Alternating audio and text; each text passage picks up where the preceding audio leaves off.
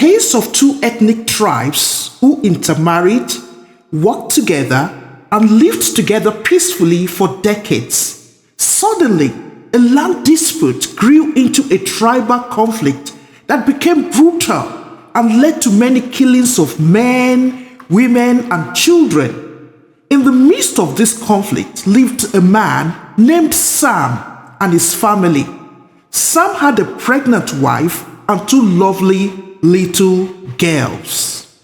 Good morning, good afternoon, and good evening from wherever you're watching us today. I bring to you another story of divine connection and divine intervention.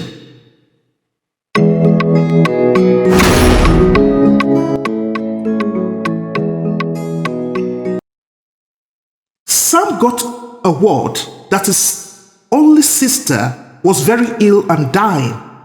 His sister was married to a man from another tribe. Her last wish was to see Sam and his family.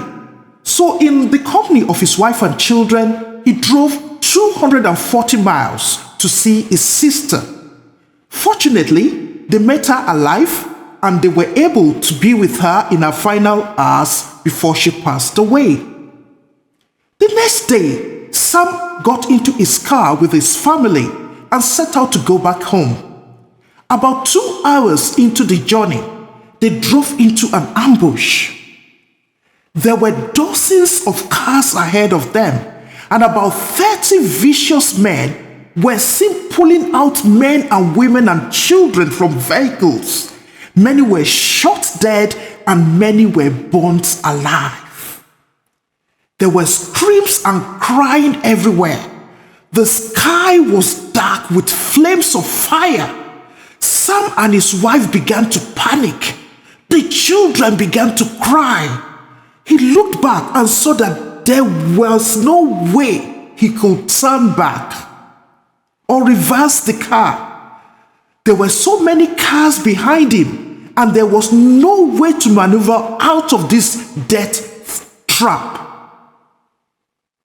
Because of the screams and panic, the children began to cry and cry. His wife had to move to the back of the seat to sit with the children.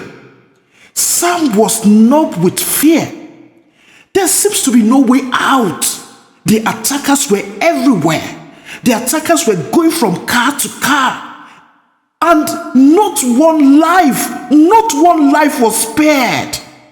As the men moved closer, shooting sporadically into the air, all they could do was wait for their fate and pray to God.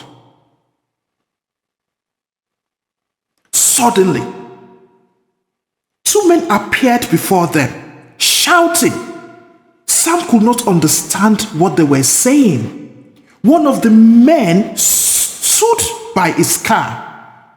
He came to Sam.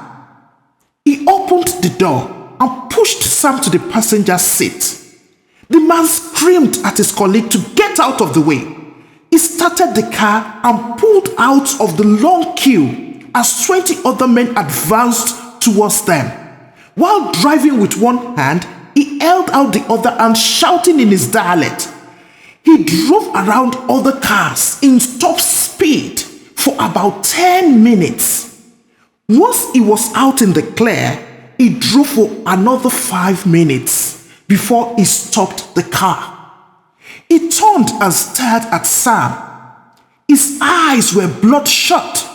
Then he said very, very softly, "Teacher, Oga, teacher." Sam was too stunned. He just stared back at this vicious-looking man that seemed to have saved his life and his family from a gruesome death. The man said again, "Teacher, you were my teacher." Suddenly, his voice changed. He became vicious looking again. "Go now! Go!" He screamed and shouted at Sam, "Go!"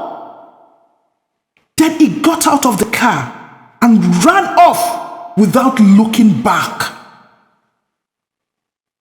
This was how Sam and his family were miraculously saved.